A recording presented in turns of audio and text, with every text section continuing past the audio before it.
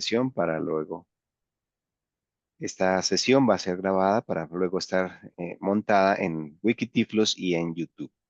Les damos bienvenida a este webinario gratuito, Promoción y Defensa de los Derechos de las Mujeres y Prevención de la Violencia contra las Mujeres con Discapacidad, realizado en el marco del proyecto Educación Digital Mujeres Diversas con Discapacidad, financiado por AECID y desarrollado por la Fundación 11 para América Latina, FOAL, la Fundación General de la Universidad Complutense de Madrid, CONALIVI y Surcoe. Están todos invitados a seguir este ciclo de formación.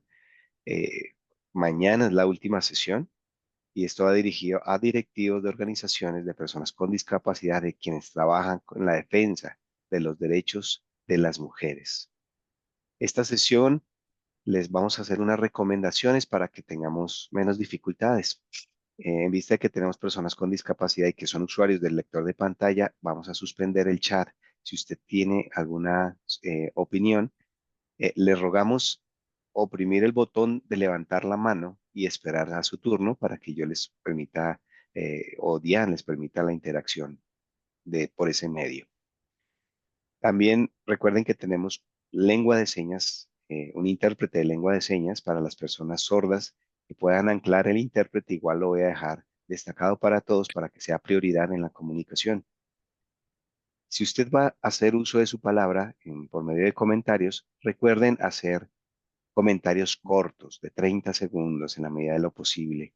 Recuerden que esta sesión es de 2 horas nada más y al hacer esos comentarios tengamos en cuenta que estos intercambios de opiniones deben ser respetuosos. Recuerden, deben ser respetuosos para que podamos hacer una construcción de conocimiento y de aprendizaje mucho más amena y que nos lleve a una construcción positiva. No siendo más, los dejamos entonces con Diane Lerman. No sé si me escuchas, Diane, y Sí, son todos Andrés. tuyos. Andrés, muchísimas gracias. Un gusto, un abrazo. Damas y caballeros, colegas, muy buenas tardes. Un gusto. Soy Diane Lerman. Voy a abrir una conversación en torno a la convención. Es una conversación porque eh, tengo el honor de compartir este espacio con personas que ya tienen trayectoria en el sector de discapacidad también y que conocen el texto de la convención. Entonces, es una conversación donde yo quiero que también aprovechemos para poner algunas cositas en común que a través de los años se van diluyendo y se van disolviendo. Y hoy estamos en una crisis muy interesante para nuestro movimiento y para el tema de los derechos. Entonces es muy importante como esto, ¿no? Reflexionar y conversar. El punto de partida es uno, y es que muchas veces la pregunta sigue siendo recurrente, ¿no? ¿Por qué un tratado internacional de los derechos de las personas con discapacidad? ¿Por qué un tratado internacional de derechos humanos? Si partimos del supuesto de la persona humana y si partimos del supuesto que los derechos son los mismos, ¿sí? Entonces, aquí lo primero que tenemos que recordar, porque vamos a recordar algunas cosas, es que la discriminación negativa en contra de las personas con discapacidad es una realidad. De pronto, algunos de nosotros como personas, como seres humanos, no la hemos vivido ni hemos tenido unos círculos cercanos, ni de agresión ni de violencia, pero es una realidad. Las personas con discapacidad, que es la expresión que nosotros utilizamos en el siglo XXI, como poblaciones, existimos hace miles de años. O sea, la persona sorda lleva miles de años en el planeta, igual la persona ciega, igual las personas con algún tipo de discapacidad física, ¿sí? Y absolutamente todo lo asociado con los conceptos de discapacidad que manejamos hoy y el concepto de deficiencia. O sea, de hecho, es incomprensible la persona humana sin la deficiencia. ¿Y por qué digo que es incomprensible? Porque desde que echamos a caminar por este mundo, desde que comenzamos a transformarnos y a transformar este mundo, Y desde que comenzamos a interactuar con el mundo natural y con los otros seres vivos, pues las personas humanas hemos estado expuestas a todo tipo de accidentes, ¿sí? Tanto así que hay, y me parecen, por ejemplo, aportes valiosísimos de algunas eh, mujeres antropólogas y arqueólogas, ¿no? Que por ejemplo, replantean el concepto de civilización. Para nosotros los occidentales, este concepto de civilización, historia, lo asociamos mucho a la escritura, a la lectura, a organizaciones políticas, a la creación del Estado, ¿sí? Pero, pero alguna vez leí algo que me pareció muy atractivo, ¿no? Es que una de estas expertas decía que el primer gesto de humanidad y civilización fue el cuidado, ¿sí? Y es cuando un ser vivo se detiene a cuidar a otro. Entonces, en este mundo llevamos miles de años caminando distintos caminos, caminando muchos senderos y formando parte de civilizaciones e historias, ¿sí? Pero las personas con discapacidad hemos estado ahí. Pero es exactamente lo mismo que hablábamos en el tema de mujeres. Es muy fácil borrar con un discurso, es muy fácil borrar con las palabras, ¿sí? Y pues así como hemos vivido esta realidad, pues hemos tenido que transitar este mundo acompañados no de los mejores discursos ni los más amables. Y esos discursos han terminado en fenómenos de discriminación negativa. Eso es lo que no podemos olvidar. Y discriminación negativa que ha terminado poniéndole el fin a la vida de muchas personas con discapacidad. O sea, eso tampoco lo podemos olvidar, ¿sí? Eh, Aquí es difícil poner en la balanza quienes han sufrido más daño, menos daño, ¿sí? Pero, pero hemos tenido proyectos sociales, políticos y culturales en torno a lo que llamamos personas con discapacidad muy fuertes. Y eso no lo podemos desconocer, eso no lo podemos desconocer, porque precisamente el texto de la convención es para cambiar esa realidad. ¿Que cuesta trabajo cambiarla? Claro que cuesta trabajo, porque los imaginarios son supremamente poderosos. Los imaginarios que se construyen a través de miles de años son supremamente fuertes, ¿sí? Entonces, aquí nosotros tenemos, como señalaba, distintos grupos de personas con algún tipo de discapacidad.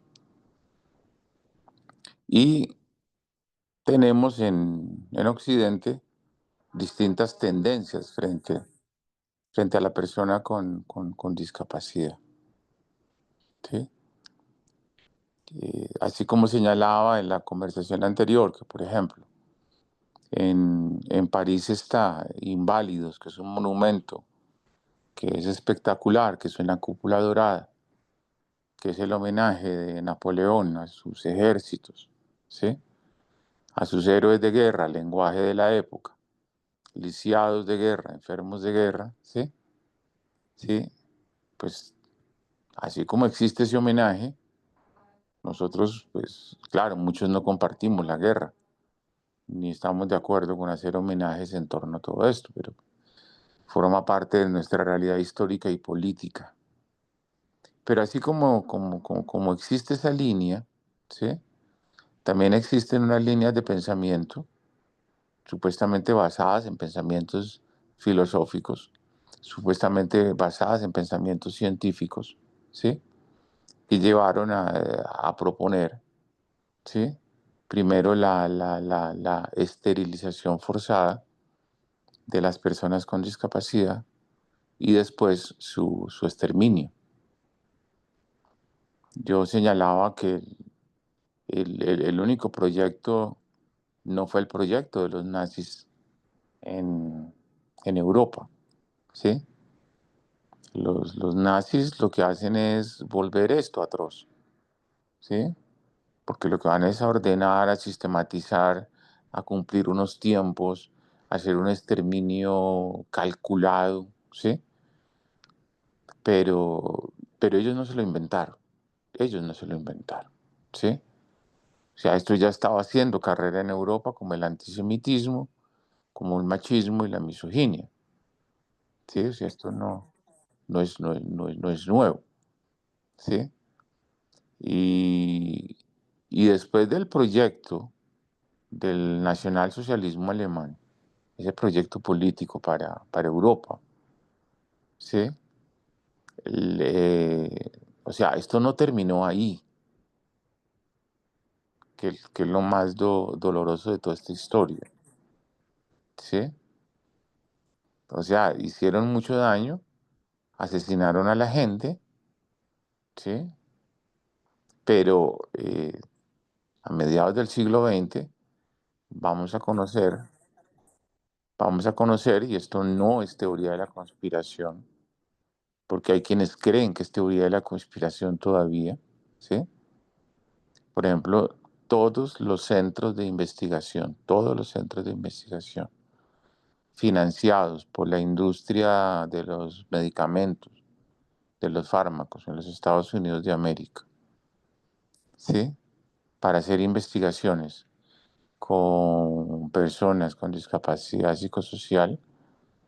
O sea, esto es una realidad, ¿sí? O sea, aquí no se respetó a la persona humana, no se respetaron los derechos humanos, no se respetó el Tratado Internacional de Derechos Humanos, ¿sí? No aprendimos la lección, ¿sí? De encerrar a la persona en el campo de concentración y de exterminarla. No, esa lección no terminamos de aprenderla. Lamentablemente, pues la situación es esa. Y se financiaron muchos centros. Estos no fueron uno ni dos. Y son cientos de personas humanas maltratadas, ¿sí? Algunas personas sí tenían algunos diagnósticos clínicos, ¿sí? Algunas personas sí estaban en tratamientos médicos, ¿sí? Pero en la fase de experimentación de medicamentos y de tratamientos no diferenciaron, o sea, también llevaron a estos centros de investigación personas que no tenían ningún tipo de discapacidad, ni tenían un diagnóstico, ni tenían un tratamiento. Sencillamente querían conocer los efectos de la medicación, ¿sí? Y paralelamente, pues hay otros tipos de experimentaciones con electricidad, ¿sí? Con ya intervenir directamente sobre el cerebro humano, con distintos tipos de cirugías, cortes en el cerebro, ¿sí? Encerramientos, golpizas. O sea, lo que se vive en el siglo XX es atroz, ¿sí? Eh, Algunos de estos experimentos con medicamentos también se trajo de América Latina, ¿sí? Y de todas formas, pues, además del centro psiquiátrico, ¿sí? Pues teníamos los otros centros, ¿no? Donde las otras personas con otro tipo de discapacidad estaban recluidas y sus derechos humanos no estaban siendo respetados, estaban violados sus derechos humanos. O sea, no había acceso, una cosa tan elemental y básica que nos cuesta trabajo creerlo, pero forma parte de la realidad, es que ni siquiera había una garantía de un proceso de nutrición y alimentación para la persona con algún tipo de discapacidad. Todo lo contrario, todo lo contrario. Vamos a encontrar, por ejemplo, en la Europa nazi, en la Europa eugenésica, ¿sí? Y en los Estados Unidos eugenésicos, vamos a encontrar investigaciones donde, ¿sí? Precisamente se hacen estudios para alimentar a la persona sin nutrirla. Esto suena muy raro, o sea, alimentar a la persona con discapacidad, pero la nutrición es cero, de tal forma que aparentemente la estás alimentando, pero lo que estás haciendo es matándola de hambre. Vuelvo y repito, esto no es teoría de la conspiración. O sea, esto lo vivieron las personas con discapacidad, ¿sí? Y bueno, y cosas peores, y cosas peores, lamentables, ¿sí? Y centros de experimentación, pues a medida que el mundo, a los dueños del mundo se les va haciendo ancho, en la medida que tienen más dinero, más posibilidades, pues experimentan con otras personas en otras partes del planeta. Entonces, este es un panorama que es muy complejo, que es supremamente delicado, pero es que es el panorama que tenemos aquí a la vuelta de la esquina. O sea, esto no pasó hace 500 años, esto no pasó hace 1000, no, esto pasó en el siglo XX, esto pasó en el siglo XIX, o sea, hace 200 años estamos hablando de eso. O sea, las instituciones para recluir a la persona con discapacidad intelectual, cognitiva, las instituciones para recluir a las personas sordas, a las personas ciegas, pues de hecho todavía existen, todavía están acá. Los centros psiquiátricos todavía están acá, ¿sí? O sea, que hemos hecho un trabajo muy duro, sí hemos hecho un trabajo muy duro, muy duro. Ahora, de, teniendo ese panorama a grandes rasgos, ¿sí? A grandes rasgos, ¿sí? Porque en América Latina tal cual pasó lo mismo, tal cual pasó lo mismo, ¿sí? De pronto la inversión en medicación y medicamentos no era multimillonaria, ¿sí? Pero aquí se experimentó con medicamentos, con el choques eléctricos, con todo este tipo de cirugías, ¿sí? La educación segregada, ¿sí? Eh, todo lo que vivió la persona sorda, por ejemplo, todo lo que vivió la persona sorda. Cuando a la persona sorda se le amarraba de las manos, se le golpeaba para impedir su comunicación, ¿sí? Sobre pretexto de la oralización y la verbalización, y sobre pretexto de la normalización, ¿sí? Entonces, ese panorama es muy fuerte, es muy duro, pero tenemos que conocerlo. Que, por supuesto, hay personas con algún tipo de discapacidad, que yo vuelvo a repetir, que que se han destacado, ¿sí? Eh, Cuando yo llegué a Naciones Unidas, comenzamos el proceso de negociación de la convención, eh, a mí me llamó mucho la atención porque recién estaba estableciendo contacto y la primera comunicación con todo el colectivo de la discapacidad psicosocial. Y no va a negar, o sea, me golpeó mucho, me llamó mucho la atención. Sobre todo, lo primero es cómo se nombraban, ¿no? Sobrevivientes de psiquiatría. Es un mensaje muy fuerte, muy duro, pero muy vital, ¿sí? Sobrevivientes de psiquiatría. Entonces yo utilizaría esa expresión como que a pesar de todo ese sistema, pues hubo sobrevivientes afortunadamente en muchos colectivos de discapacidad. O sea, tenemos toda esa generación de músicos ciegos estadounidenses, eso no lo vamos a negar. Tenemos una generación de profesionales con algún tipo de discapacidad en distintos países del mundo. ¿Sí? O sea, igual la escuela segregada eh, dejó algo, tampoco podemos decir que fue absolutamente todo negativo, ¿sí? pero no podemos olvidar, vuelvo y repito, la violación de los derechos humanos, ¿sí? Y ahora, eh, ¿de dónde aparecemos nosotros, las personas con discapacidad en el contexto internacional? ¿De dónde? ¿Sí?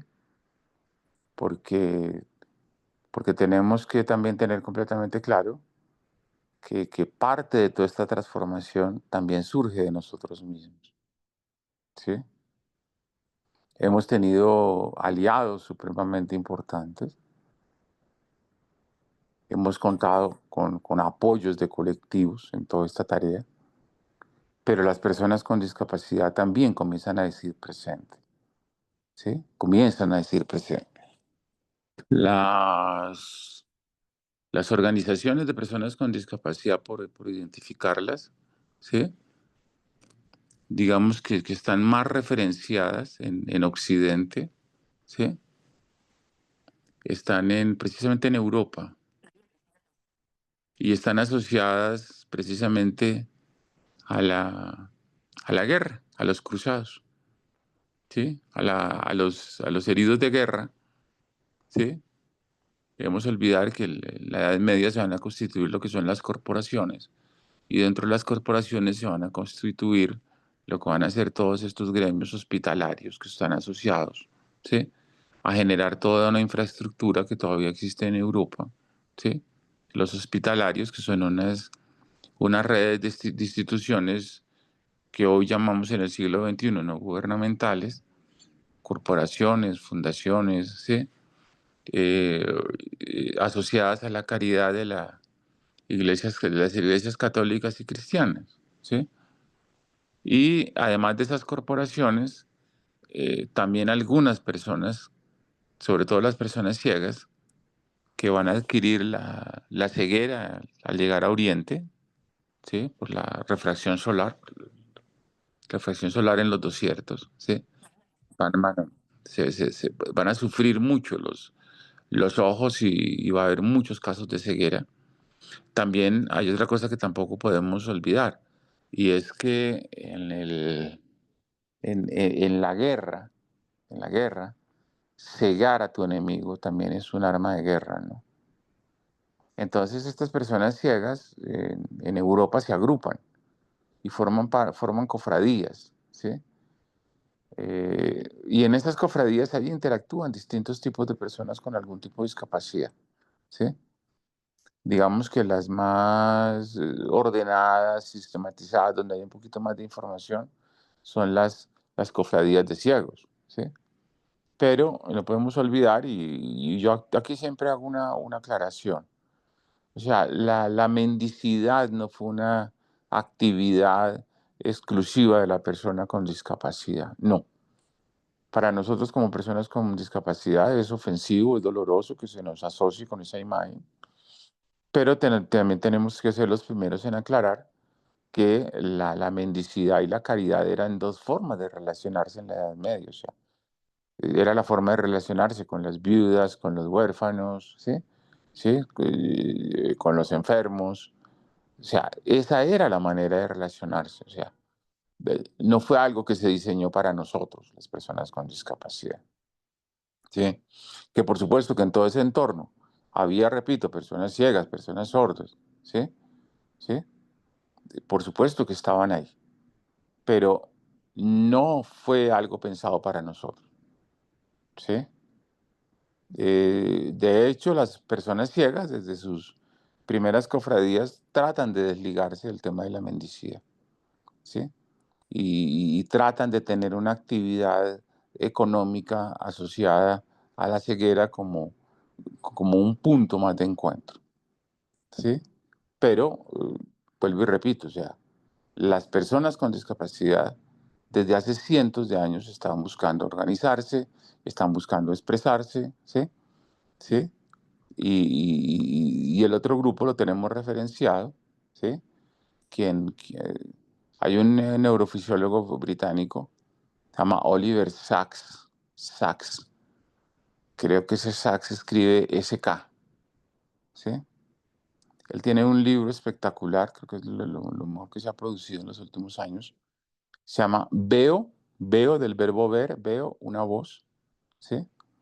Y nos cuenta un poco la historia de la educación de la persona sorda en Europa.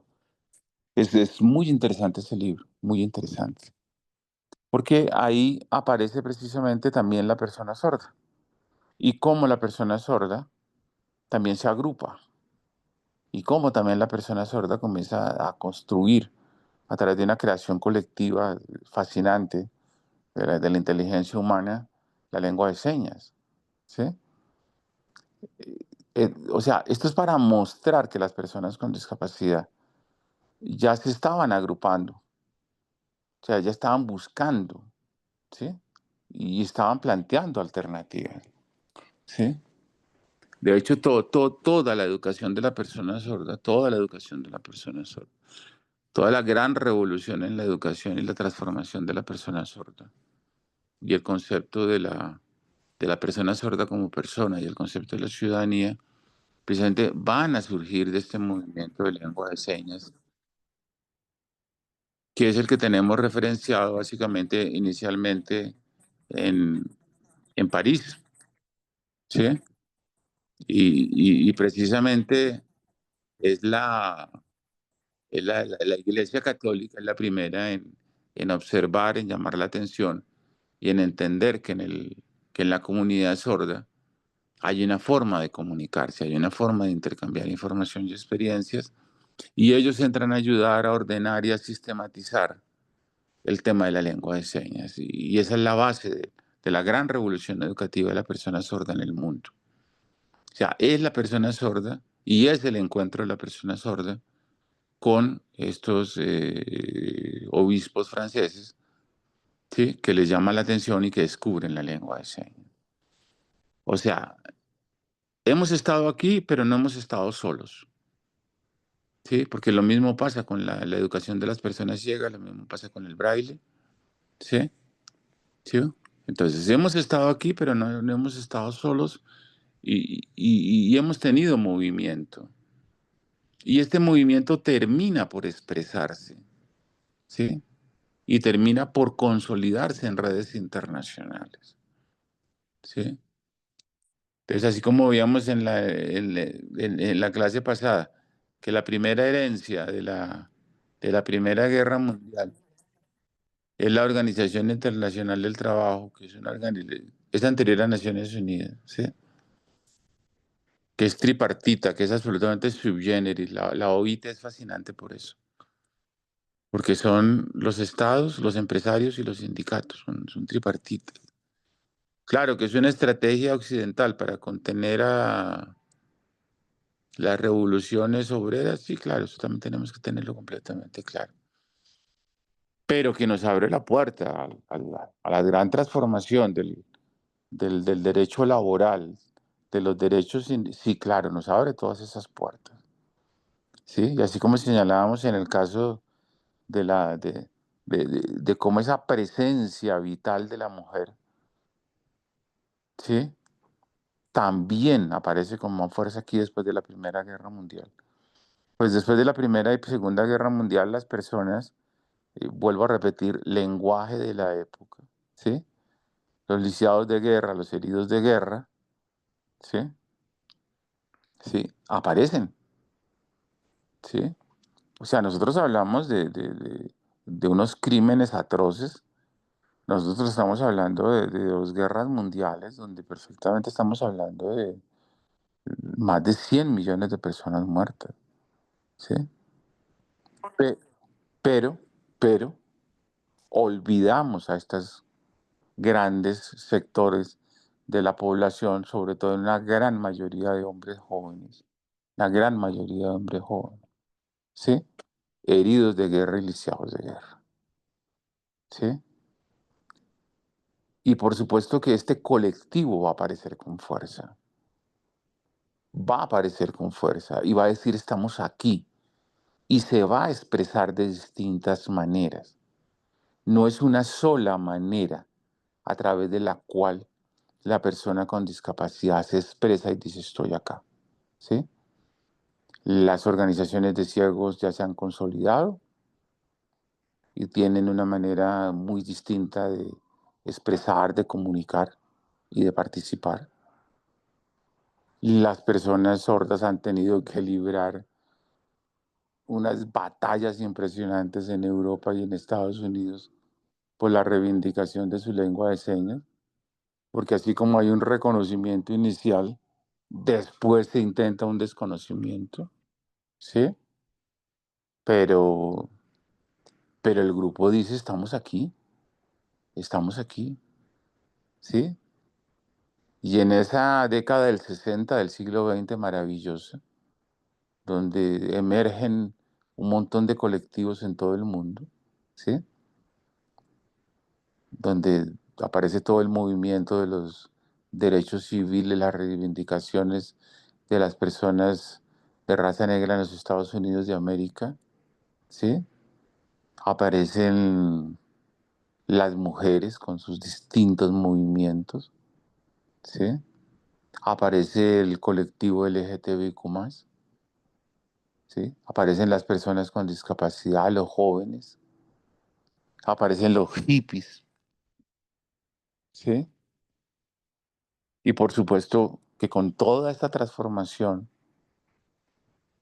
vamos a tener la necesidad de coger el Tratado de Derechos Humanos y decir, toca dar otro paso, toca dar otro paso, ¿sí? Entonces, a través de las décadas, comenzamos a perfeccionar los distintos instrumentos de Naciones Unidas. Sí, o sea, Naciones Unidas no solo tiene un instrumento de derechos humanos, es un conjunto, por eso se habla de progresividad en derechos, ¿sí? Y dentro de ese conjunto de instrumentos de derechos humanos está nuestra convención, está nuestro tratado. Y es nuestro porque lo pedimos nosotros, porque lo pedimos nosotros, por lo que lo pedimos a través de nuestras organizaciones mundiales, internacionales, porque se sumaron las familias, porque se sumaron los expertos, ¿sí? Porque Naciones Unidas atendió un llamado, ¿sí? Ya teníamos informes muy delicados desde la década del 70 del siglo XX, como les decía. Ya había informes muy serios sobre la violación de derechos humanos. Entonces ya las conversaciones se habían abierto, ya los debates se habían abierto. Y ya en el mundo se estaba pensando que tocaba hacer algo, ¿sí? Y el primer gran documento universal fueron las normas uniformes. Las normas uniformes no son vinculantes, o sea, sencillamente los estados, quien lo quiere suscribir lo suscribe, quien lo quiere cumplir lo cumple, pero no era vinculante. Pero, por ejemplo, ¿por qué son tan importantes las normas uniformes? Y abro un paréntesis pequeño acá. Porque si es cierto que, por ejemplo, en el caso colombiano, nosotros vamos a encontrar que nuestra constitución de 1991, ¿sí? Y la CDPD es una década larguita más, ¿sí? De todas formas, nuestra constitución política está permeada por el debate internacional. O sea, las normas uniformes van a sentar las bases de lo que va a ser la CDPD. Y en el caso concreto de Colombia, porque Colombia participa de todo este debate de las normas uniformes, ¿sí? De todas formas, este debate internacional sobre normas uniformes, ¿sí? Va a permear la constitución política de Colombia del 91, ¿sí? Que en su momento de la negociación tuvimos diferencias en los temas del lenguaje, sí, pero tenemos que poner en contexto que nuestra convención, ¿sí? Se piensa, se madura, se debate, se discute, se abren los espacios, ¿sí? Desde mediados de los 80 del siglo XX. ¿Sí? O sea, llegar a un instrumento de Naciones Unidas no es fácil, no es fácil. necesitas años de trabajo, ¿sí? Décadas de trabajo. Y sumar, sumar, sumar, sumar, abrir y sumar. Y después multiplicar. Pero una vez las Naciones Unidas forman el grupo de trabajo, digamos que ya estamos encarrilados en el proceso. Hasta aquí eh, me gustaría oír aportes, comentarios, por favor. Quien vaya a hablar, abre el micrófono o levanta la mano, no, no hay problema. Nanya, te escuchamos que tienes la mano alzada hace un rato. Mira, quisiera que me recordaras cuál es el nombre del libro y el autor que nos dijiste sobre la lengua de señas, algo así. El libro es el verbo veo. El libro se llama Veo una voz. Y el escritor se llama Oliver Sacks. Sacks. Ese Sacks, creo que se escribe S-K-A-S, Sacks. ¿Sí? ¿Sí? Y es sobre la historia de la educación de las personas sordas en Occidente. Es fascinante el libro. ¿Alguien más? Hola, sí, acá Vero González de Redi. Un gusto oírte, Contarles Vero. cómo va. Contarles que allá por los 70 se creó en Argentina el Frente de Lisiados Peronistas y lo traigo porque es una historia muy interesante. Surgió en donde funcionaba el centro de rehabilitación y se creó porque llegó un muchacho chileno muy jovencito que había perdido sus dos piernas en un accidente ferroviario y llegó para rehabilitarse y justamente lo que veía es toda esta caridad que describías y que las personas con discapacidad no podían incluirse laboralmente, no accedían a la educación y a la salud y tampoco, obviamente, tampoco a la vivienda.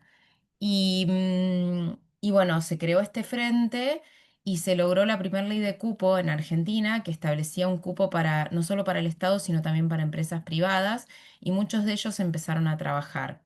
Luego, con la dictadura cívico-militar, esta ley de cupo fue la tercera norma derogada y muchos de los integrantes del Frente de Lisiados fueron desaparecidos. Realmente es una historia muy fuerte. Ellos se unían a las marchas de la época, eh, incluso han cortado la Avenida Libertador, que es una avenida muy ancha en Ciudad de Buenos Aires, y se los acusaba de llevar armas en las sillas de ruedas y demás. Y bueno, se ensañaron especialmente con ellos, ¿no? Es una historia muy fuerte que siempre desde Reddit la rescatamos porque es el movimiento que nosotros registramos como antecedente de nuestra organización, justamente porque agrupa a personas con distintos tipos de discapacidad y sus familias, ¿no? Que no era habitual en esa época porque se agrupaban por patología. Sí, sí, Vero. O sea, eso es lo que no podemos olvidar. Eso es lo que no podemos olvidar, ¿sí? Que hay Pues, quienes pagaron con su vida. O sea, eso es lo que nunca podemos olvidar. Los defensores de derechos humanos, lo que hoy podemos gozar, nunca se nos olvide eso.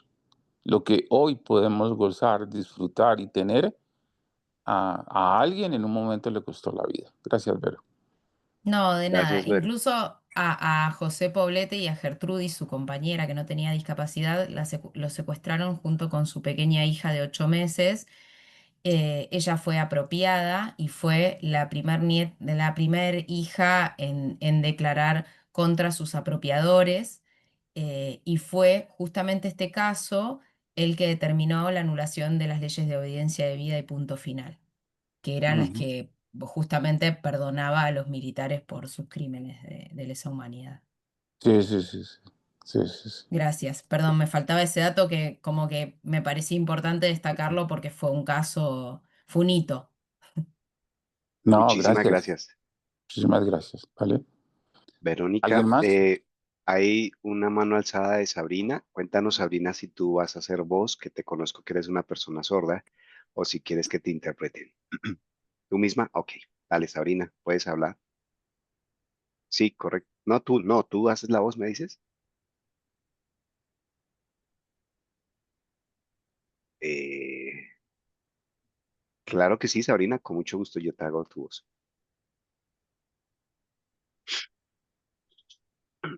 Muy buenas noches y gracias por estar aquí, por también la participación que me han permitido. Gracias por todo lo que has tratado, Diane. Te conozco, eres una persona muy formal. Quisiera agregar algo más y una aclaración, tal vez un punto del año pasado o hace 2 años, si no mal recuerdo, sobre un tema de acompañamiento. Dame un segundo, Sabrina, que no se te cerró la cámara y no te veo. Se acercó la cámara. Y, ok. Es que la cámara, me está diciendo Sabrina, es que la cámara se cierra sola, se reduce el marco. Ok, dale. Bien, entonces estaba diciendo hace un año, hace 2 años más o menos, había un proyecto de ley sobre el tema de cuidado de madres o cuidadoras y se estaba justificando bajo la convención que decía, de un decreto que decía el modelo que se tiene actualmente no era un modelo social, sino un modelo psicológico, biopsicológico, social. Y había un debate ahí sobre realmente cómo debería ponerse dentro de la convención, si era un modelo, si era un modelo social o era un modelo biopsicosocial, y cuál de las dos se tendría que partir. Tú nos puedes aclarar, tal vez, Dian, lo que significaba esto y cuál fue la polémica que surgió, si era lo mismo, las dificultades que se tuvieron en la definición en ese momento o cómo fue la evolución de ese modelo y cuáles fueron los hallazgos, los temas dentro del Congreso y dentro de los distintos debates políticos para que se llegara, porque habían esas contrariedades, esas, digamos que esas enemistades por la manera de definírselo y para que se definiera de la manera correcta y cómo se definió correctamente esto, si nos pudieras aclarar la memoria, Diana. Vale, gracias. Mira, la convención a nosotros, a las personas con discapacidad, nos va a dejar tres cosas muy importantes. Tres. Y es lo que tenemos que defender.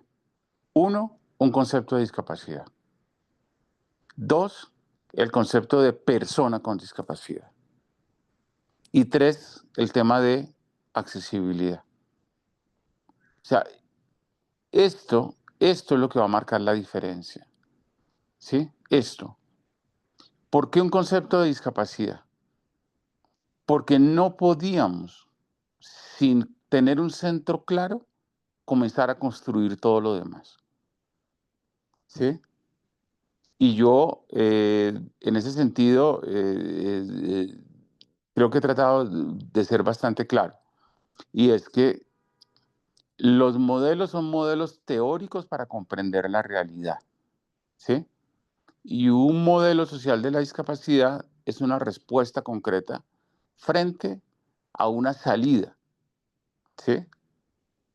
Eh, lo que se buscaba en el debate era, no vamos a perder la experiencia, no vamos a renunciar a la experiencia, ¿sí?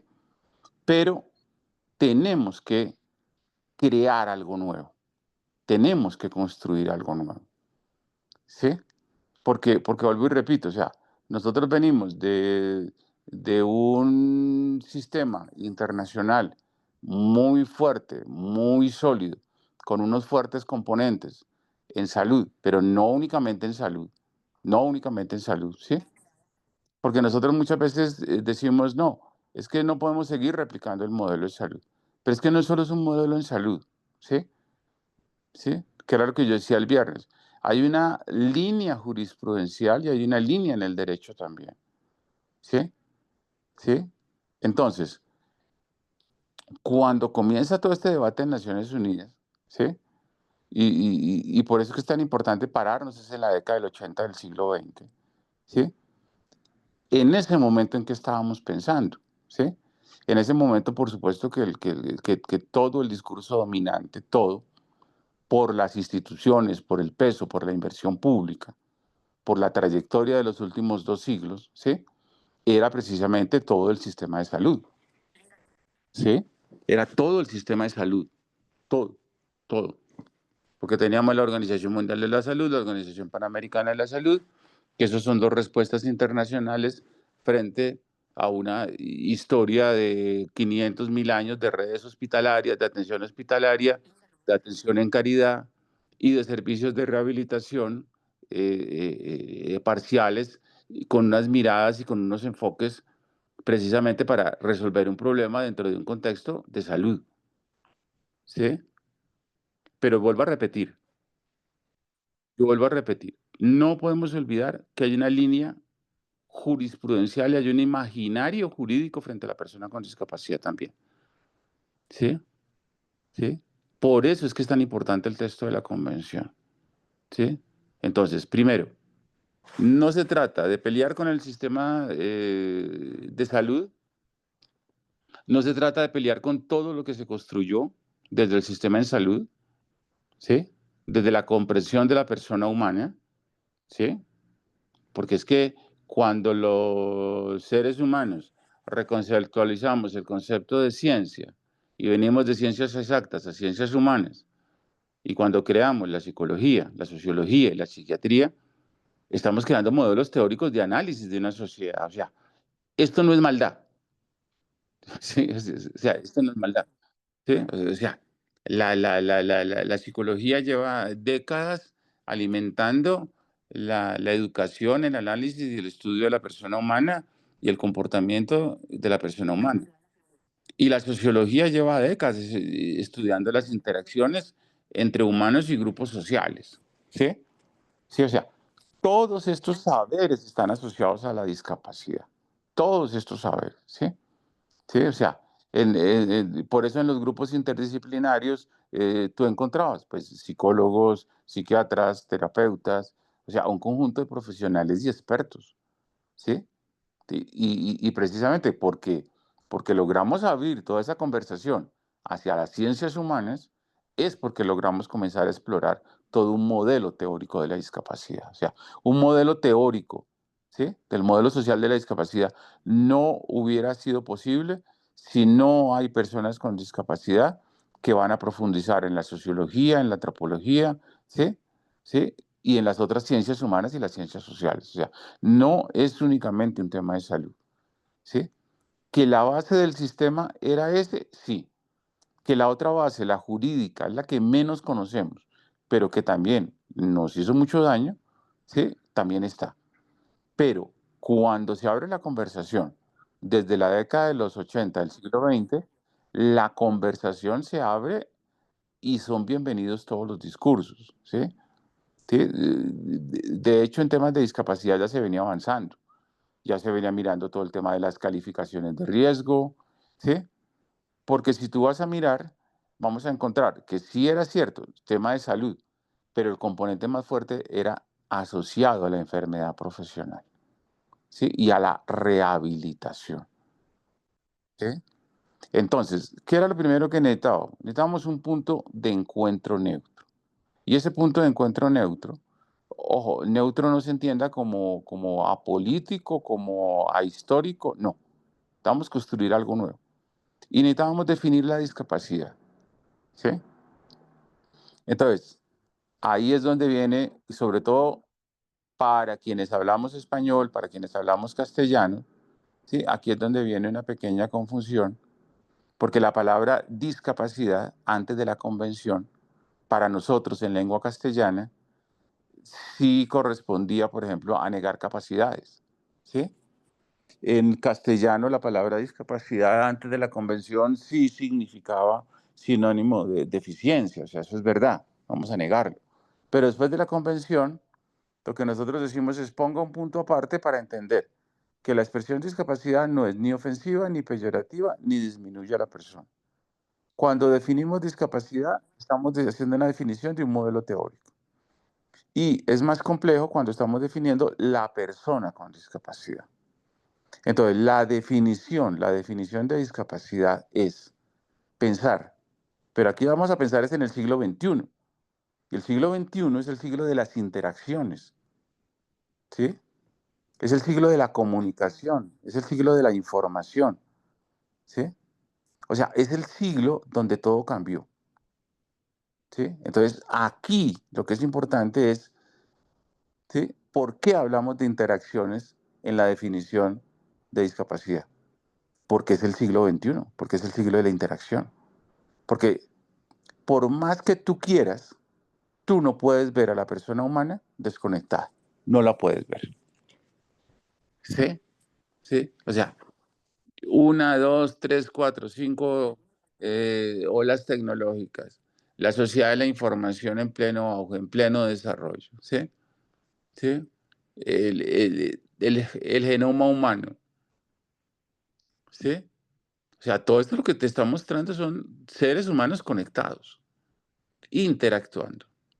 Entonces, a la persona, y aquí voy a remitirme al texto de la convención, a la persona con deficiencia, necesariamente tenemos que verla en sus relaciones, en su interactuar. No podemos verla aislada, ¿sí? No podemos seguir. Cojamos aquí desde la psicología y miremos en la psicología todo el tema del trauma, todo el tema de esto, lo otro aquí o más allá, o no únicamente vamos a mirar el tema de la oftalmología. Entonces, ¿qué pasa con estos ojos? No, no, no, no, no, no, no.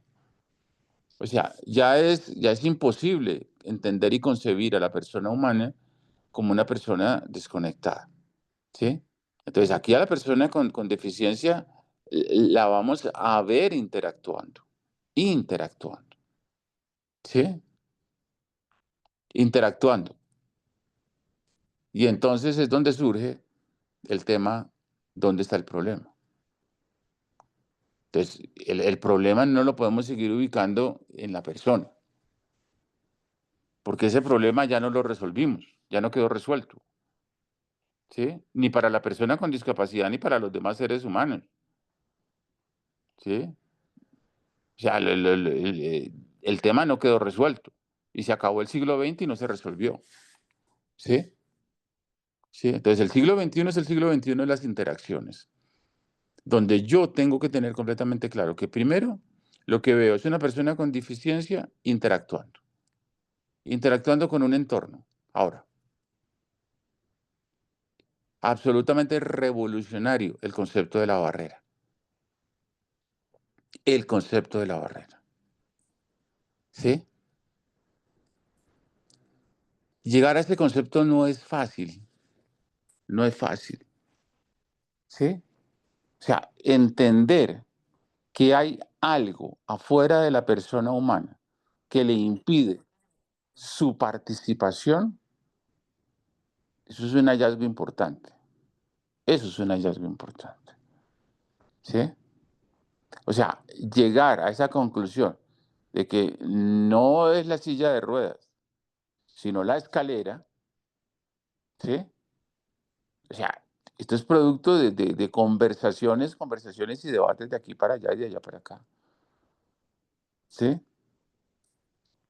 Entonces, con el concepto de discapacidad vamos a construir conceptos valiosísimos, como este de barreras, como este de interacciones. ¿Sí? Y tenemos que pensar en eso en el siglo XXI, que son sociedades dinámicas, que se mueven, donde estamos interconectados, donde estamos conectados, ¿sí? Donde entendemos, ¿sí? Que ya no hay un emisor y no hay un receptor. No, no hay un emisor y no hay un receptor. Hay quien emite y recibe al mismo tiempo. Ese es un interlocutor. Ese es un interlocutor. Y a la persona con deficiencia tenemos que entenderla así, como un interlocutor, que está aquí para interactuar. ¿Sí? ¿Qué le impide el interactuar? Las barreras. Entonces ahí es donde comenzamos a definir las barreras actitudinales, las barreras físicas, las de la información, las comunicaciones. ¿Sí? ¿Sí? En mayor o menor medida, el impacto de estas barreras, ¿sí? Van a limitar la participación y van a impedir la participación. ¿Sí? Y Y por supuesto que el hallazgo más importante van a ser las barreras actitudinales, ¿sí? Porque por primera vez, a partir de este concepto, nos vamos a sentar a hablar claramente, ¿sí? De los imaginarios sociales, culturales, históricos, políticos y económicos en torno a la persona con deficiencia, ¿sí? O sea, no podemos seguir traslapando esto, ¿sí? En discursos, sino que no. Tenemos que sentarnos a hablar claramente, ¿sí? ¿Sí? Entonces, llegar a este concepto de discapacidad, que es un concepto de discapacidad, no es el concepto de persona con discapacidad, es la discapacidad. ¿Y qué es la discapacidad? Es la resultante, o sea, la discapacidad es algo que resulta de, ¿sí? ¿Sí? De las barreras que le impiden a la persona con deficiencia su participación, ¿sí? Entonces, liberamos a la persona, la liberamos completamente, ¿sí? ¿Sí? Para asumir el entorno y para comenzar a ver las relaciones de la persona y su interacción y su participación, ¿sí? Entonces, alcanzar este concepto y entender que discapacidad como concepto no es sinónimo de ceguera, no es sinónimo de sordera, no es sinónimo de discapacidad física, sino que discapacidad es solo un concepto con el que vamos a trabajar, ¿sí? Y con el que vamos a trabajar ¿para qué? Para garantizar la participación de la persona humana, de la persona humana. Porque el propósito y el objetivo es ese, ¿sí? Entonces, si tú quieres tener completamente claro si tu política pública, tu programa, tu proyecto, las acciones que están desarrollándose, ¿sí? En el sector de discapacidad corresponden a la convención, solo tienes que contestar una pregunta. ¿Estoy garantizando la participación de la persona con discapacidad? Si estás garantizando la participación de la persona con discapacidad, ese es el camino, porque tú eliminas barreras o mitigas barreras para garantizar la participación de la persona con discapacidad. Ese es el único objetivo y propósito, ¿sí? Garantizar la participación. Que eso se va a traducir en un montón de hechos políticos, económicos, sí, claro, claro. Pero la respuesta es esa, ¿sí? Todo lo que yo haga en desarrollo normativo, desarrollo legislativo, política pública, planes, programas, acciones, tiene que apuntar necesariamente a garantizar la participación de la persona con discapacidad. Eliminando las barreras, sí, claro, eliminando las barreras. Entonces, este concepto es valiosísimo, es por eso, y que corresponde al modelo teórico que diseñamos y estructuramos, que llamamos modelo social de la discapacidad, sí. Y es modelo social porque precisamente vamos a ver a la persona con discapacidad en una interacción. Y las interacciones, ¿sí? Entre personas humanas, ¿sí? ¿Sí? Ya tenemos una ciencia, la sociología, ¿sí? ¿Sí? Entonces, por eso digo que aquí son importantes, son importantísimos, ¿sí? Todos los relatos y los metarrelatos que llegan a la conversación para construir el concepto de discapacidad, ¿sí? Ahora, ese concepto lo tenemos ahí en el texto de la convención, aclarando que la convención señala claramente que es un concepto variable, que no es fijo, que no es estático. Por eso les señalaba, no olviden nunca, es un concepto de la sociedad del siglo XXI. La sociedad del siglo XXI es la sociedad de la información, las comunicaciones, el conocimiento y la comunicación. La sociedad del siglo XX era la sociedad moderna, era la sociedad del acero, era la sociedad de Superman, era la sociedad de lo normal. Esa era la sociedad del siglo XX, esa. La nuestra, la del siglo XXI, no. La del siglo XXI es la de la información, las comunicaciones y el conocimiento. Esa es nuestra sociedad. Y en esas sociedades en las que nosotros vivimos. Y en esas sociedades en las que nosotros participamos. ¿Sí? Entonces, no es únicamente un modelo social de la discapacidad, sino entender que el modelo social de la discapacidad se da en una sociedad específica, la del siglo XXI. ¿Qué viene más adelante? Pues no sé, no sé. Pero por ahora estamos parados acá. Y por ahora las respuestas tenemos que generarlas desde este modelo teórico. ¿Sí? Ahora, quiero aclarar, ¿por qué todo el tiempo hablo de persona? ¿Por qué todo el tiempo hablo de persona humana? ¿Sí? Porque aquí es donde está el segundo gran centro de nuestra convención y nuestra gran conquista universal. Nuestra gran conquista universal. La Revolución Francesa nos habló de los derechos del hombre y el ciudadano, muy a pesar de las mujeres que participaron de todo el proceso revolucionario, de todo el proceso revolucionario. Las mujeres francesas participaron de todo, del debate filosófico, político, jurídico, estuvieron en la trinchera, ¿sí? Y al final, pues, la revolución las traiciona, ¿no?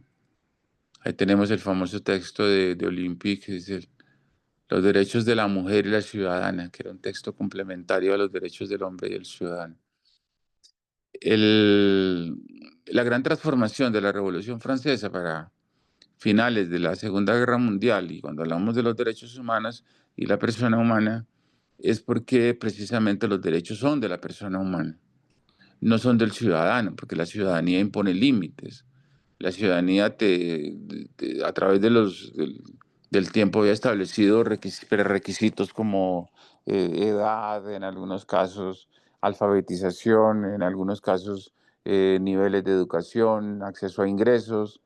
Entonces, el concepto de ciudadanía es un concepto limitado para un grupo muy pequeño de personas. Entonces, el concepto más amplio es el de persona humana. El de persona humana. ¿Sí? Y precisamente cuando nosotros hablamos de la persona con discapacidad, estamos recuperando para la persona su personalidad jurídica. Su personalidad jurídica.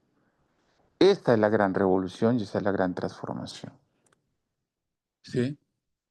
Sí, porque yo les decía, sí, hay un debate muy, muy fuerte frente al modelo rehabilitador. No vamos a decir que no.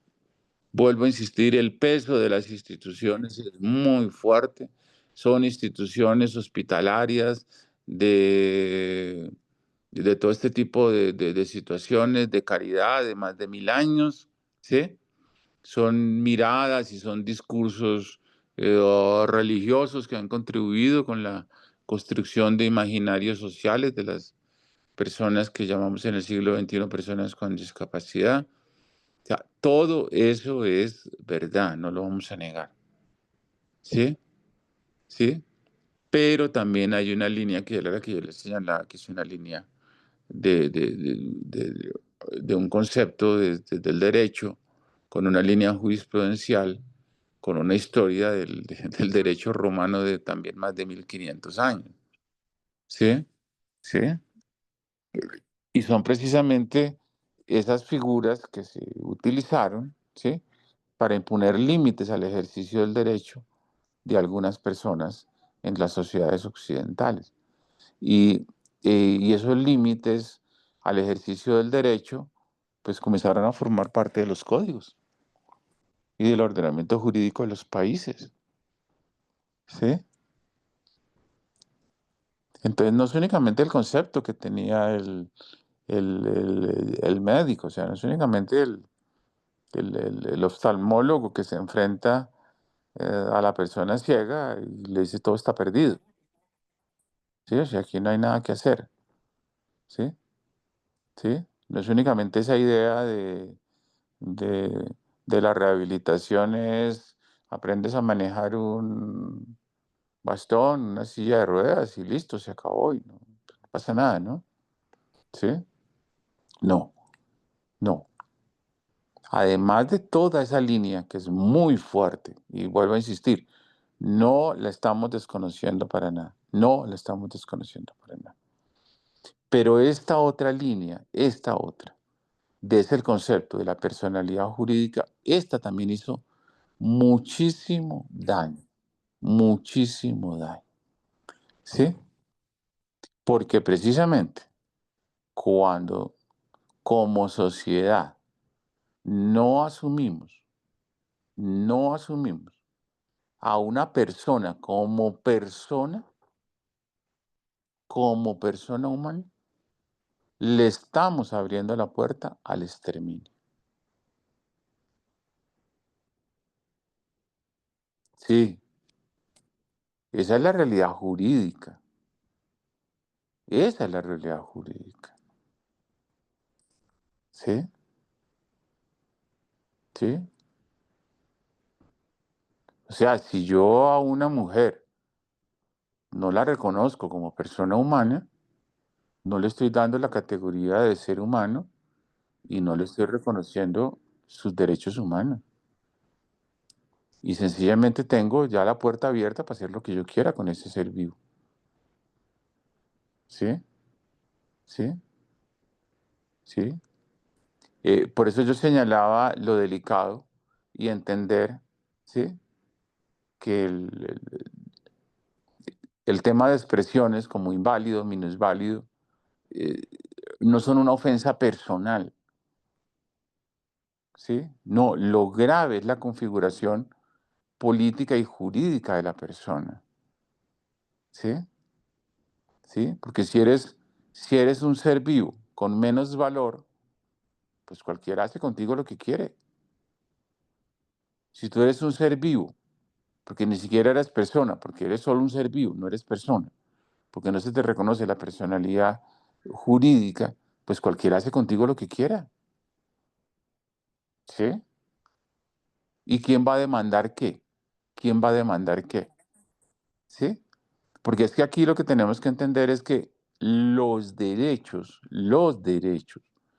¿sí? Corresponden a la persona humana,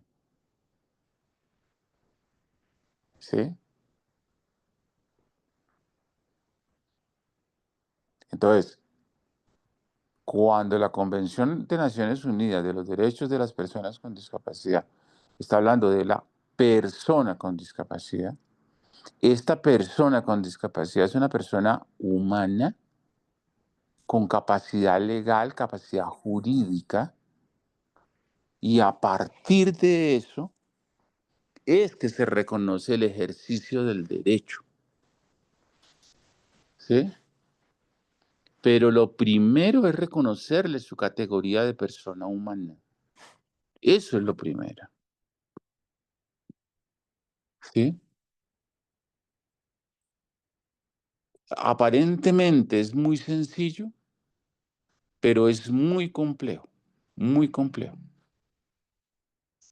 ¿sí?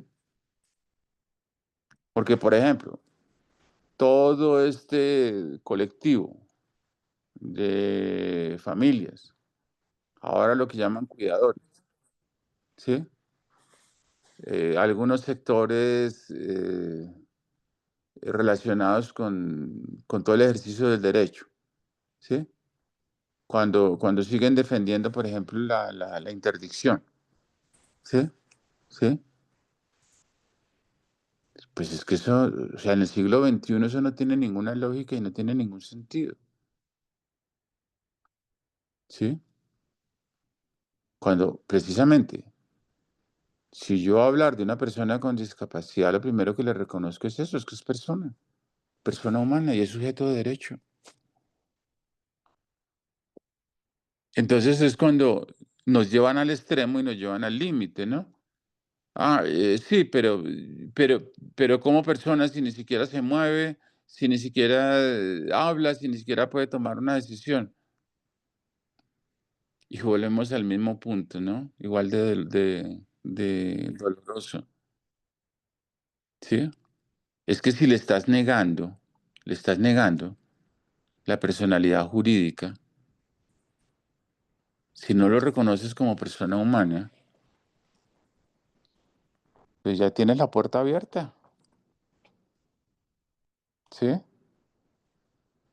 ¿Sí? Dele comida y mátelo de hambre. Es que esa es la puerta que se abre. Porque si no es persona humana, ni siquiera ese mínimo vital se lo vas a garantizar, ¿sí? Entonces, aquí es donde tenemos que tener mucha delicadeza en los debates. Tenemos que tener mucha claridad en la discusión y en el debate, ¿sí? La personalidad jurídica se nos reconoce, ¿sí? Para entrar en el mundo de los derechos humanos. Sin el reconocimiento de la personalidad jurídica, no somos persona humana, no tenemos derechos, a ninguno, a ninguno, a ninguno, ni siquiera al cuidado. Esa es la gran paradoja de los sectores de cuidadores de algunas familias, ¿no? ¿Sí? O sea, si no somos persona humana, si no somos un ser humano, si no somos un sujeto de derecho, ni siquiera el cuidado, ni siquiera la nutrición se nos puede reconocer. ¿Por qué? Pues porque no existimos, no existimos. Es más, en el siglo XXI, ¿sí? Negarle la personalidad jurídica a una persona humana con discapacidad es dejarlo en peores condiciones que la mascota, ¿no? Es más vulnerable que el perro y el gato de su casa. Ahora, el ejercicio de la capacidad, eso es otra cosa. Eso es otra cosa. ¿Que va de la mano? Claro que va de la mano. Pero por supuesto que va de la mano. Que implica toda una transformación, pero es que para eso tenemos una convención de los derechos de las personas con discapacidad, para asumir el desafío de cambiar el mundo, ¿sí? Para asumir el desafío de construir una sociedad más justa y más igualitaria. Es que es para eso, ¿sí? Entonces, las dos grandes conquistas de nuestra convención, primero, una definición de discapacidad neutra, pensada, construida, percibida desde las sociedades del siglo XXI, asumirnos como personas humanas del siglo XXI, y dos, el tema de la persona con discapacidad. Y yo aquí sí quiero abrir un paréntesis, o sea, yo entiendo que hay personas que dicen, personas en situación de discapacidad. No, no, el texto de la convención es muy claro. El texto de la convención habla de personas con discapacidad y es por la personalidad jurídica. ¿Sí? ¿Sí? Y vuelvo y repito, la expresión discapacidad a partir de la CDPD, a partir del siglo XXI, no puede ser leída, no puede ser asumida como algo peyorativo o algo ofensivo. ¿Sí? Sí, a veces sirve para arrancar aplausos, ¿no? Yo no soy una persona con discapacidad porque tengo todas mis capacidades. No, nadie te está diciendo que no tengas todas tus capacidades. No, nadie te está negando tus capacidades. Lo que te está diciendo la convención, eres una persona sujeta a derechos. Y como eres una persona sujeta a derechos, el Estado está obligado a garantizarte los derechos. ¿Sí? Porque si no, es imposible y es inviable la negociación. O sea, entendamos, por favor, que cuando yo renuncio, ¿sí? Cuando yo renuncio a ser persona con discapacidad, estoy renunciando a los derechos. ¿Sí?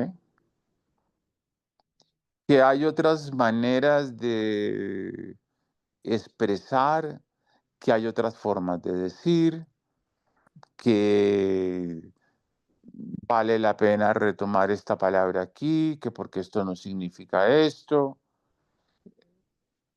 Mire, a mí con todos esos debates me da pena, pero esos debates lo único que hacen es distraernos, separarnos de nuestro centro, separarnos de nuestro objetivo, ¿sí? Porque vuelvo y repito, el debate no es cuál es la expresión. El debate es, no olvides, persona con discapacidad es un sujeto político y jurídico al que se le reconocen sus derechos y al que se les deben garantizar los derechos, ¿sí? Entonces, en el caso colombiano, la convención fue ratificada por la ley 1346. La ley 1346 la expide el Congreso, forma parte del bloque de constitucionalidad. ¿Qué quiere decir el bloque de constitucionalidad? Quiere decir que la Convención de los Derechos de las Personas con Discapacidad tiene la misma fuerza de nuestra Constitución política y lo que está en el texto es exigible, completamente exigible como texto. ¿Sí? ¿Sí? Y habla de personas con discapacidad. ¿Sí?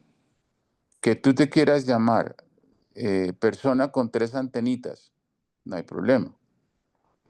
Que tú te quieras llamar personas verdes, no hay problema, no pasa nada. Pero cuando vamos a hablar de los derechos de las personas con discapacidad, estamos hablando de las personas con discapacidad. Cuando estamos hablando de política pública en discapacidad, estamos hablando de personas con discapacidad. ¿Sí? Cuando estamos hablando de garantizar la participación en el sistema educativo, ¿sí? Estamos hablando de educación y educación con calidad. ¿Sí?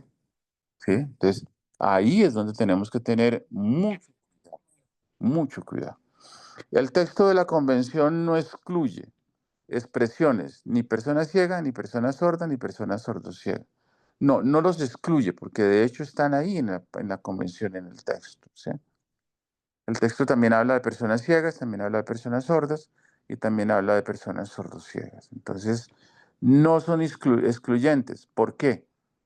La clave, la expresión persona. Esa es la clave. ¿Vale? Andrés, recuérdame la hora y abrimos preguntas para ir ya. Bien, muchísimas gracias, Diane. Son las 7:22 p.m. Gracias, eh,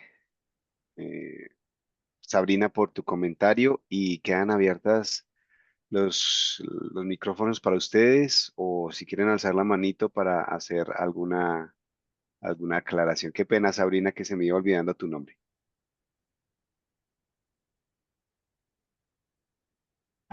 ¿Tiene algún comentario? Si quiere abrir su micrófono, recuerden que el chat no está habilitado en este webinar porque tenemos personas usuarios lectores de pantalla y esto al escribir mensajes por el chat interrumpe el diálogo que estamos teniendo. Por eso tenemos dispuesto este momento para que hablan. Nanya, perdón, cuéntanos. Buenas noches, qué pena, estoy usando la cuenta de mi esposa. Me parece muy interesante lo que están informando, pero mi pregunta es, bien como decía el doctor, ¿qué pasa cuando el Estado no quiere cumplir las normas? Tenemos una ley que se llama 1618 y yo estoy estudiando Derecho y también soy persona con discapacidad, pero veo que la mayoría de las normas que son de bloque de constitucionalidad no se están cumpliendo. La ley 1618 tiene más de 50 normas para reglamentar y casi no va ni en el 10%. ¿Qué hacemos en ese caso? A ver, bueno, mira, interesante lo primero. En Colombia sí estamos cumpliendo la convención, ¿sí? Sí tenemos un desarrollo legislativo. No es el mejor ni es el ideal, ¿sí? Mi posición no es la posición del optimista, ¿sí? Es la posición del respeto por nosotros, por nuestro trabajo y por la manera de relacionarnos con nuestro gobierno o con nuestros gobiernos, ¿sí?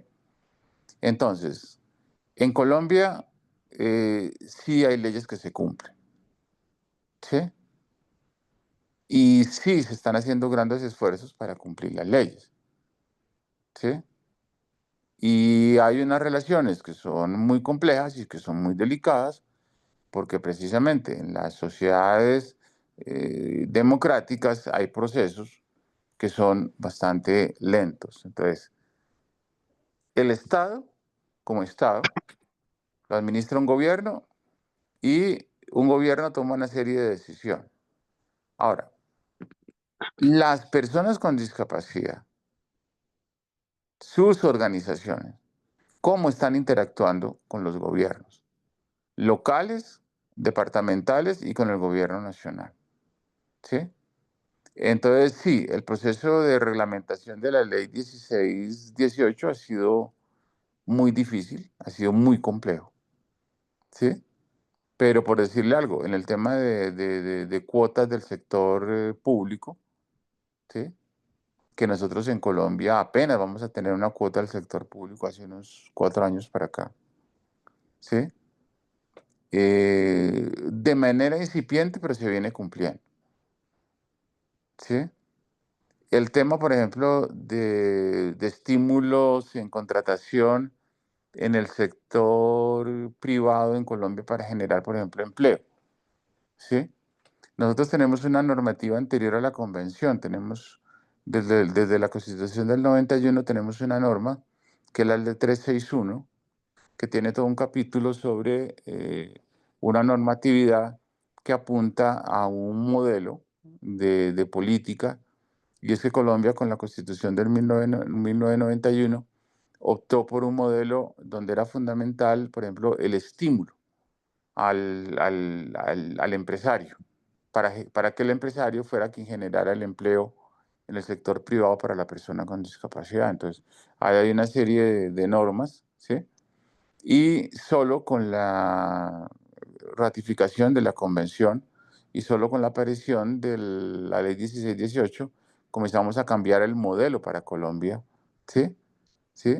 De inclusión laboral. Entonces, lo primero es que para hacer de verdad un análisis juicioso, ordenado y sistemático, yo no puedo desconocer lo que se ha hecho, ¿sí? Porque eso es importante, porque una cosa es partir de la ausencia de todo para crear un mundo nuevo. Pues si eso es verdad, listo, no hay problema, ¿sí? Pero la idea es que nosotros tenemos una tradición en Colombia, ¿sí? Tenemos un desarrollo legislativo de hace décadas con distintas normas, con distintas garantías a través del tiempo, en favor de las personas con discapacidad, sí, ¿sí? Y que hemos conseguido cosas, sí, claro. O sea, nosotros tenemos un número importante de egresados universitarios de las universidades colombianas. Y eso no es generación espontánea, eso es porque ha habido desarrollo legislativo, porque ha habido estímulos, porque ha habido inversión pública, porque ha habido participación de las personas con discapacidad, ¿sí? Sí. O sea, si por ejemplo, en la televisión colombiana, pues no es el 100% ni es la maravilla, pero si tú ves intérpretes de lengua de señas, es porque hay una Federación Nacional de Sordos en Colombia, porque hay una ley y porque es una conquista de las personas sordas, ¿sí? Entonces, yo siempre recomiendo no, o sea, ser un poco más reflexivos cuando vamos a hacer estas afirmaciones y estos análisis, ¿sí? Que toca cambiar muchas cosas, pero por supuesto que toca cambiarlo, por supuesto que toca cambiarlo. Y en discapacidad tenemos que cambiar muchas cosas. Por eso yo señalaba, por ejemplo, el tema de imaginarios y el tema, por ejemplo, de la capacidad legal. La Constitución Política de 1991, en su artículo, cuando habla de la capacidad legal, sencillamente habla que los colombianos gozan de capacidad legal. No dice ni que se reglamentará, ni que la ley fijará, no, nada, así. Y sin embargo, ese es el problema en el que nos vimos como sociedad para derogar todo ese sistema de interdicción, ¿sí? Entonces, vuelvo y digo, o sea, no es únicamente que el gobierno no cumpla, no, el gobierno trata de cumplir. Y no estoy defendiendo a ningún gobierno, ni estoy en posición de defender al gobierno, ¿sí? Pero es que además de lo que el gobierno hace, la sociedad como sociedad también tiene unos prejuicios. Es que no olvides, o sea, las barreras actitudinales están es en la sociedad, ¿sí? Las barreras actitudinales están es en los seres humanos, en las personas, ¿sí? O sea, no siempre la discriminación negativa viene de las instituciones de gobierno, ¿sí? No, no. Muchos maestros discriminan a los estudiantes con discapacidad y son maestros, ¿sí? Entonces, todos estos temas relacionados con la evolución de los derechos humanos, la transformación, el ordenamiento jurídico, el desarrollo legislativo y el cumplimiento de normas, eso siempre, siempre es bastante complejo. Pero mi recomendación es no nos paremos en el no hay. No, no. O sea, no es justo con años y décadas de trabajo. Y sobre todo con resultados. Con resultados, ¿vale? ¿Alguna otra pregunta, algún otro comentario? Sí, tenemos a Verónica. Verónica, cuéntanos, abre tu micrófono. Bueno, yo coincido que hay que mirar lo que hemos logrado. Sí, también creo que por ahí uno ve en algunas situaciones trabajando con personas con discapacidad que realmente la están pasando muy mal, que hay que ponerle urgencia. Por lo menos es lo que yo veo desde Argentina, que hay un retroceso inmenso en relación a los derechos de las personas con discapacidad.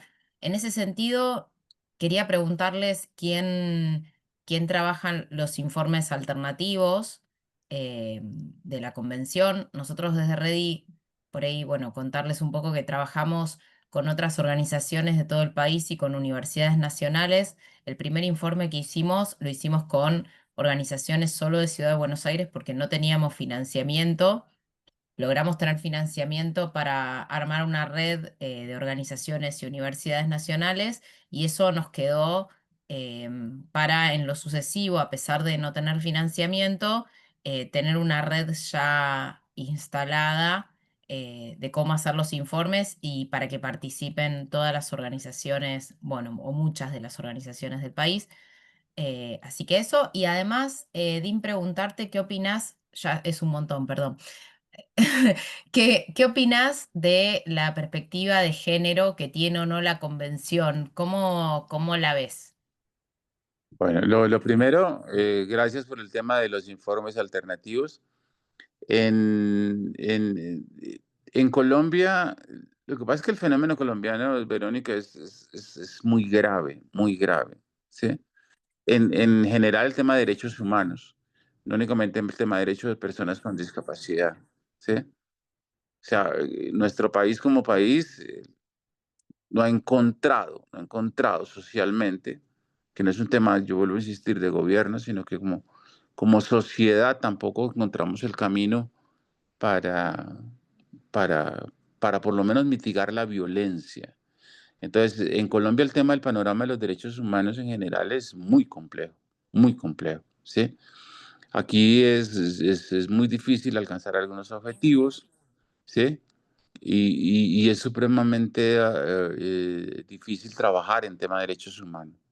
De, de hecho, tenemos uno de los países donde hay un mayor índice de asesinatos de defensores ambientales. Entonces, el tema de los derechos humanos en Colombia no es fácil. Los informes alternativos en Colombia se han liderado, sí, también desde Bogotá, desde algunas redes. Aquí se constituyó una coalición y ya se presentó un informe alternativo, un segundo informe alternativo. Lo que pasa es que nosotros en Colombia tenemos un sistema nacional de discapacidad con unas estructuras anacrónicas, porque son anteriores a la CDPD. Ahora, estamos intentando construir, porque estamos intentándolo, un mecanismo independiente para que sea el responsable de liderar los informes alternativos. Estamos en construcción, tenemos que crear, porque esto nos toca crear esto, porque esto es nuevo para nosotros, ¿sí? Tenemos por ley fijada una fuente de financiación, digamos que tenemos en ese sentido una pequeña conquista, ¿sí? Ahora estamos en ese proceso que siempre, siempre es igual de difícil, ¿sí? Y tiene que ver precisamente con articular las organizaciones, ¿sí? Pero ya estamos dando los primeros pasos para tener un mecanismo independiente que sea el responsable de preparar los informes alternativos. Y vuelvo y te repito, tenemos una pequeña fuente de financiación por ley, ¿sí? Que ya logramos que el Ministerio de Justicia de Colombia hiciera los primeros 2 desembolsos y estamos en ese proceso de construcción y de creación colectiva, lo llamo yo. Entonces, por ese lado estamos trabajando. No vamos a demorar un poquito porque estos procesos, porque insisto, nosotros muchas veces hablamos de gobierno, pero a veces al interior de nuestro sector ahí también tenemos barreras, pero ahí estamos. ¿Y al recibir financiamiento del Estado no quedarían cooptados? Nosotros, por No, ejemplo, no recibimos ningún fondo del Estado como política, digamos, de la organización, por lo menos nuestra organización. El resto de las organizaciones que participan en el informe alternativo, bueno, cada una tiene su funcionamiento, pero nosotros no recibimos financiamiento del Estado. es que precisamente nos tardamos par de años larguitos en encontrar la fórmula, ¿sí?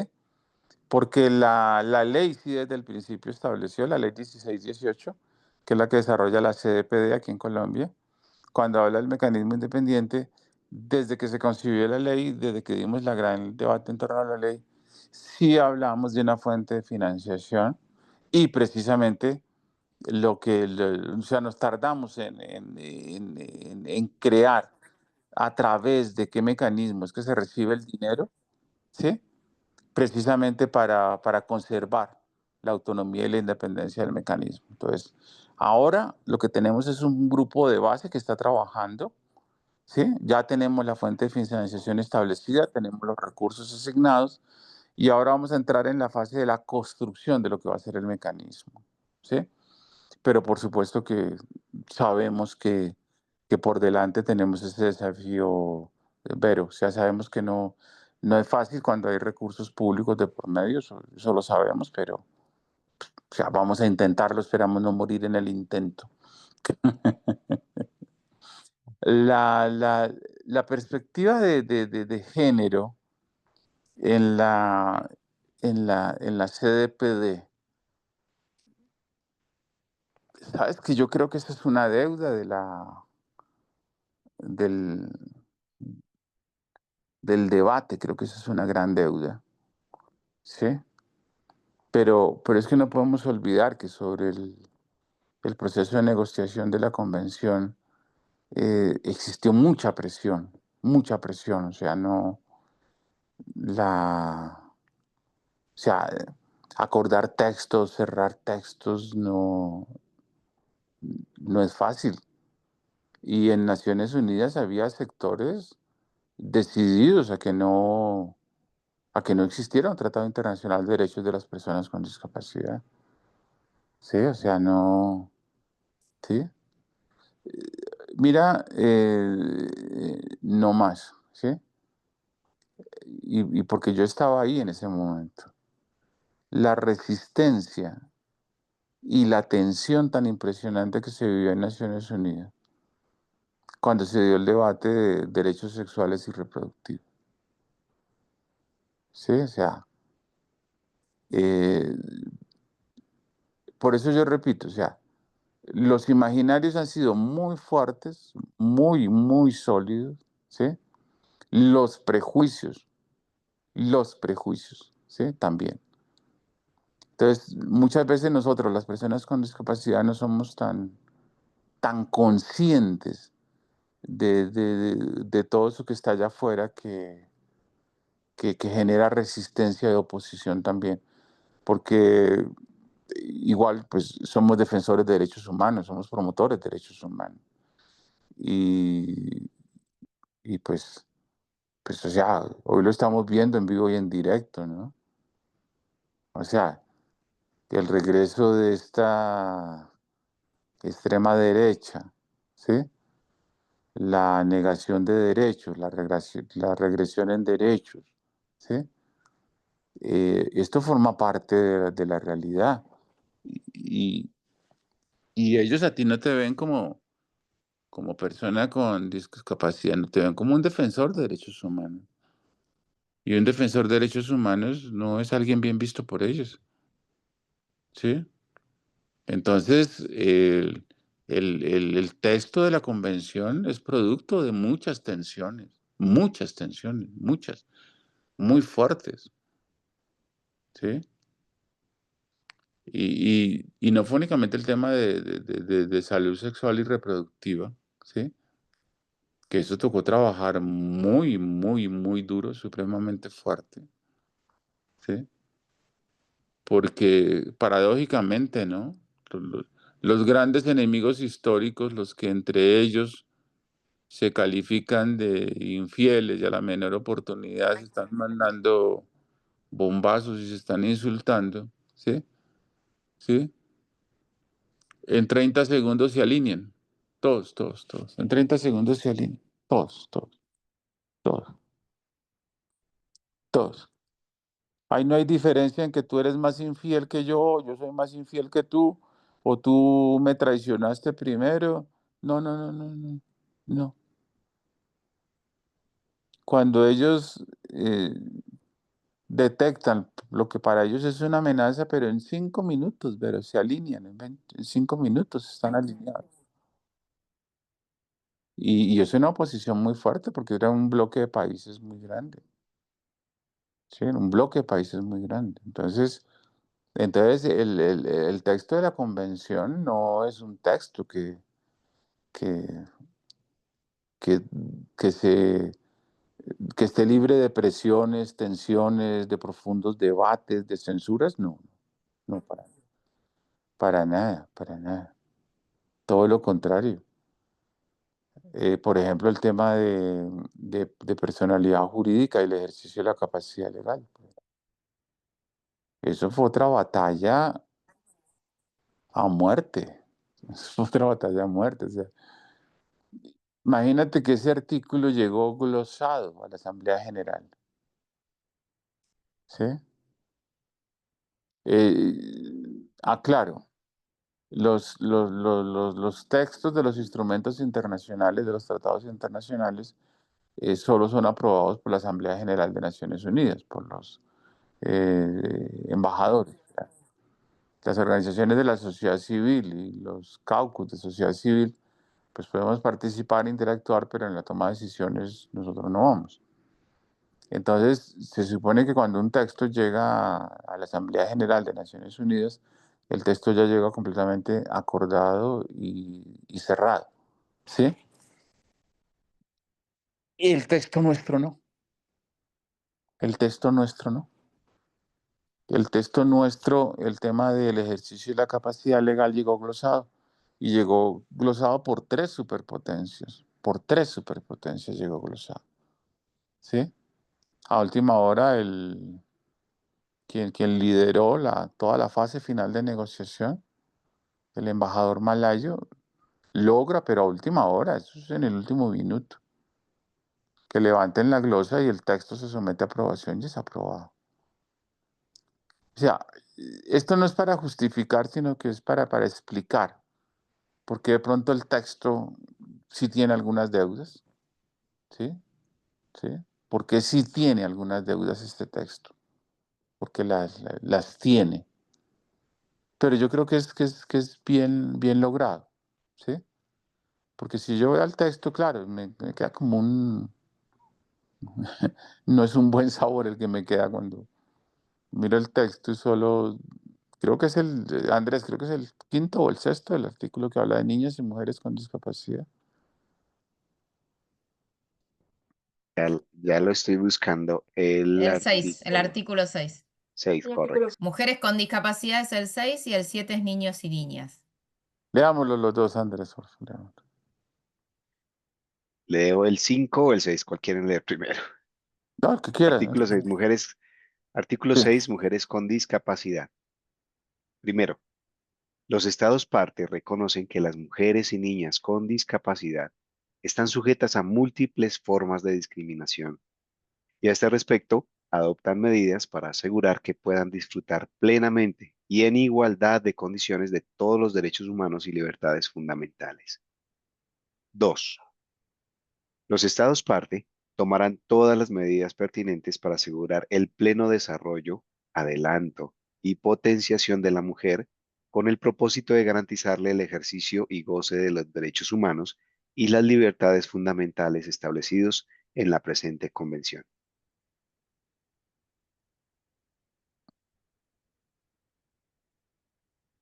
Y el que Tienen sigue, que es el de niños y niñas. artículo, espérate porque se me perdió. Mujeres. Artículo 7. Niños y niñas con discapacidad. Primero, los estados parte tomarán todas las medidas necesarias para asegurar que todos los niños y las niñas con discapacidad gocen plenamente de todos los derechos humanos y libertades fundamentales en igualdad de condiciones con los demás niños y niñas. 2. En todas las actividades relacionadas con los niños y las niñas con discapacidad, una consideración primordial será la protección del interés superior del niño. Ujú. Muy, muy, muy institucional, ¿no? Muy, muy, muy cercano al Tratado Internacional de los Derechos del Niño. Sí, pero al final nos quedan cositas, pero vuelvo y te digo, es que la negociación del texto, porque es que son cientos de anécdotas, ¿no? Por ejemplo, llegar a ese texto de educación, eso también fue una cosa impresionante, porque es que además discusiones acaloradas, te digo, bastante delicadas, ¿no? Alzarse la voz y, ¿sí? Yo vuelvo a repetir, o sea, muchas veces no somos tan conscientes de todos los intereses que se mueven en torno a la discapacidad, en torno a las personas con discapacidad. Para cerrar, no olvidemos, y quiero cerrar con esto, no olvidemos, ¿sí? El estudio del Banco Mundial, yo sé que esto a veces nos genera ampollas nombrar instituciones como el Banco Mundial, como estos fondos, pero cuando el Banco Mundial hace precisamente uno de los análisis económicos del tema de discapacidad, ¿sí? Una de las conclusiones a las que llega el Banco Mundial es que el sector de discapacidad es un sector donde se mueven millones de dólares en el mundo. Millones de dólares. Así no suene raro. Millones de dólares. ¿Sí? ¿Y qué señala el Banco Mundial? El Banco Mundial dice, mire, lo que pasa es que ese dinero, ¿dónde se está quedando? ¿Dónde se está quedando ese dinero? El Banco Mundial dice el problema no es un problema de falta de recursos. El problema es que los recursos no llegan a la persona con discapacidad. ¿Sí? Porque los dineros del sector de discapacidad se quedan en infraestructura, en mantenimiento, en servicios públicos, ¿sí? ¿Sí? Entonces, no olvidemos eso. O sea, nosotros estamos en un mundo complejo, donde hay muchos intereses, muchos intereses. Nosotros no podemos vivir de espalda a esta realidad. No olviden, uno de los grandes generadores de riqueza en este mundo es la industria de los medicamentos. Y la industria de los medicamentos financió uno de los momentos más horrorosos y espantosos de la historia de las personas con discapacidad. De verdad, de todo corazón, muchísimas gracias por llegar hasta esta hora conmigo. Gracias por acompañarme. Les mando un abrazo fuerte, enorme. Y bueno, como siempre, desearles lo mejor. Y espero que la vida nos dé la oportunidad de seguir conversando. Felicidades. Muchísimas gracias, Diane, y muy buena noche para ti. Les recuerdo que está activado ahora el chat de texto para que puedan copiar de allí el registro de asistencia, más contenidos en www.wikitiflos.net y el canal de YouTube con más videos, youtube.com/wikitiflos con Alivi. Muchas gracias a todos ustedes. Recuerden diligenciar el registro de asistencia para que luego reciban también su participación. Recuerden que nos queda una sesión mañana a la misma hora de 6 a 8 hora de Colombia. Y este es un webinario gratuito de promoción y defensa de los derechos de las mujeres y prevención de la violencia contra las mujeres con discapacidad, realizado en el marco del proyecto Educación Digital Mujeres Diversas con Discapacidad, financiado por AECID y desarrollado por la Fundación 11 para América Latina, FOAL, la Fundación General de la Universidad Complutense de Madrid, CONALIVI y Surcoe. Los invitamos a seguir participando de este ciclo de formación virtual dirigido a directivos de organizaciones de personas con discapacidad y a quienes trabajan en la defensa de los derechos de las mujeres.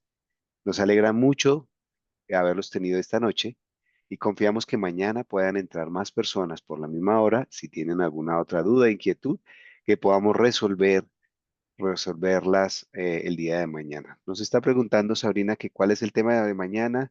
Sabrina, me ponchaste porque no me acuerdo cuál es el tema. No sé si lo sabe estudiar.